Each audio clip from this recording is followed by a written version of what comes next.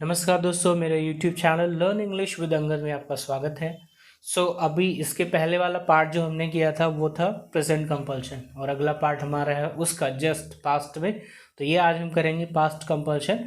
देखिए, मैंने आपको कंपल्शन बता दिया प्रेजेंट में कि कंपल्शन होता क्या है। तो जब भी कोई काम आप नहीं करना चाहते हैं लेकिन आपको करना पड़े, वो पास्ट या प्रेजेंट या फ्यूचर का कंपल्शन हो सकता है। ठीक है, और ये हम बोलते भी हैं दिन में, ठीक है, अभी मैं ये नहीं करना चाहता, ठीक है, लेकिन अगर आप वो नहीं करना चाहते हैं और आपको वो फिर करना ही पड़ता है, चाहे पेरेंट्स की वजह से, टीचर्स की वजह से या आपकी डेली लाइफ की वजह से, कुछ भी ऐसा हो, ठीक है, तो वो कंपल्शन बनता है। और कंपल्शन मैंने आपको बताया तीनों में ही बनता है। प्रेजेंट कंपल्शन हो सकता है, पास्ट कंपल्शन हो सकता है या फ्यूचर कंपल्शन। ठीक है, कंपल्शन मतलब मजबूरी। ठीक है, और प्रेजेंट में मैंने आपको एक्सप्लेन किया था कि सिंगुलर प्लूरल होता है, लेकिन पास्ट कंपल्शन में सभी सब्जेक्ट के साथ एक ही नियम लगता है और इसकी जो पहचान होती है वो पढ़ा था होती है। तो कोई चीज़ पढ़ा नहीं था मतलब मुझे कुछ ऐसा करना पड़ा या पड़ा था या करना था। ठीक है, पढ़ा था या करना था, इन दो सेंस में हम इसे बनाते हैं। ठीक है, जब किसी व्यक्ति को कोई काम बीते हुए समय में करना पड़ा था या करना पड़ता था, ये भी सेंस लिया जाता है। तो यूज टू हैव टू नहीं हो सकता है, ये हमेशा हैड टू ही बनता है। ठीक है, करना पड़ता था मतलब हैबिचुअल है, बट इसमें कुछ हैबिचुअल नहीं होता है, हम केवल हैड टू में ही बनाते हैं। ठीक है, जैसे मैंने एक एग्जाम्पल लिखा है, एक दिन उसे ऑफिस में देर तक काम करना पड़ा या करना पड़ा था। ठीक है, one day he had to work till late in the office. ठीक है, तो इस तरह के सेंटेंसेस आप बनाते हैं। जैसे मान लीजिए कभी आपको ट्रेन पकड़नी थी और उस समय आपको जल्दी जगना पड़ा था। ठीक है, ट्रेन पकड़ने के लिए अगर आपकी सुबह सुबह ट्रेन थी तो आपको जल्दी जगना पड़ा था। ठीक है, आपको कंफर्म टिकट लेने के लिए, ठीक है, आप समझ सकते हैं सिचुएशन। ठीक है, अगर आप तत्काल टिकट लेना चाहते थे तो आपको रिजर्वेशन करने के लिए जल्दी काम करना पड़ा था कि आप कंफर्म टिकट पा जाए। तो कुछ भी ऐसा जो आपको करना पड़ा था, आप नहीं चाहते थे उस पर्टिकुलर टाइम पर, और उस सेंस में अगर हम सेंटेंसेस बनाते हैं तो ये had to plus V one में बनता है। ठीक है, तो ये किसी के भी साथ हो सकता है। ठीक है, मैं उसे पैसे नहीं देना चाहता था लेकिन मुझे उसे देना पड़ा था, मैं उसे पैसे लेना नहीं चाहता था, मुझे लेना पड़ा था। कुछ भी इस तरह का सेंटेंस हम बनाते हैं इसमें। देखिए यहाँ पर लिखा है सभी सब्जेक्ट्स के साथ। तो पास्ट कंपल्सन में सिंगुलर या प्लूरल पर ध्यान नहीं देना होता, मतलब इसके साथ सिंगुलर हो या प्लूरल हो, कोई भी रूल हो, सिंपल सेंटेंसेस बनते हैं इसमें। इससे ज़्यादा सेंटेंसेस नहीं बन सकते, उसमें हैड टू आएगा या डिड नॉट हैव टू। अब जो लोग गलतियां करते हैं वो कहाँ गलतियां करते हैं, ये तो इन्हें समझ में आता है, पास्ट में है तो हैड टू हो जाएगा, लेकिन जब इसका नेगेटिव बनता है तो डिड नॉट हैड टू यहाँ पर लगा देते हैं। ये हैड चूँकि गलत होता है इसलिए हमें इसे नहीं लगाना है। ठीक है, इन चीज़ों को मैं समझाऊंगा कभी आपको कि हैड टू क्यों नहीं होता है, डज नॉट होता है तो फिर डज नॉट हैज़ टू क्यों नहीं होता, हैव टू ही आता है। तो इसका भी एक रूल होता है, ऐसा क्यों होता है, ऐसा क्यों नहीं होता है, या क्या होना चाहिए या नहीं होना चाहिए, सारी चीज़ें इसके आंसर हैं हमारे पास। तो इसमें क्या है, subject had to plus V one object आएगा, या subject did not have to plus V one plus object आएगा। इसके अलावा इसमें कुछ भी नहीं आ सकता है, सिंगुलर हो या प्लूरल हो, सभी सब्जेक्ट के साथ एक ही नियम लगता है, एक ही स्ट्रक्चर बनता है। तो आपको कुछ नहीं करना है, बस एक बार इसको ध्यान से सेंटेंसेस ट्रांसलेट करने की कोशिश करिए।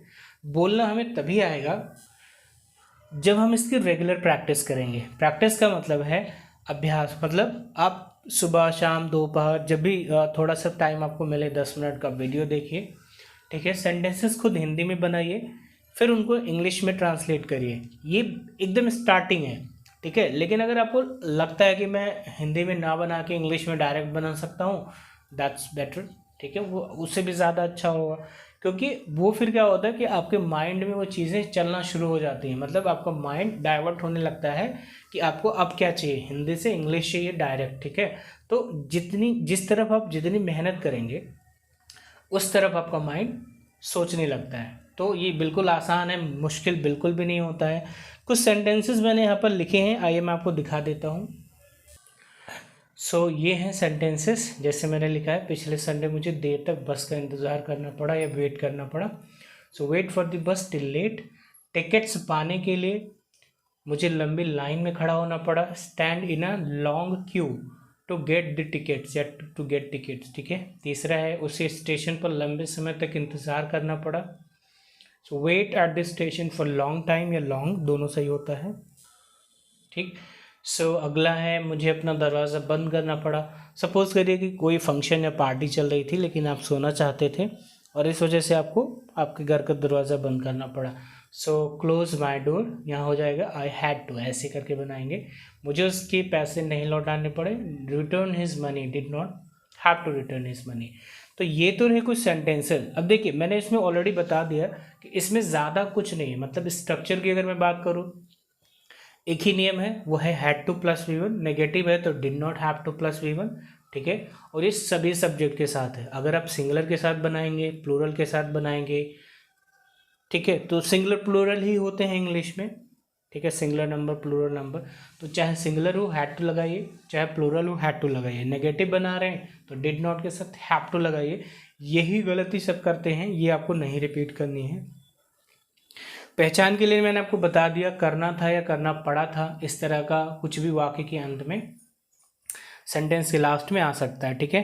तो फॉर एग्जांपल मैंने बताया कि ये यहाँ पर देखिए लिखा भी है, करना पड़ा था, करना था या करना पड़ता था, मतलब ये हिंट है, मतलब ऐसे सेंटेंसेस के एंडिंग में ये हिंदी में आते हैं, ठीक है। और इनकी मदद से हम पूरा सेंटेंस को कंस्ट्रक्ट कर पाते हैं। तो देखिए कितना आसान है ये, बिल्कुल मुश्किल नहीं है।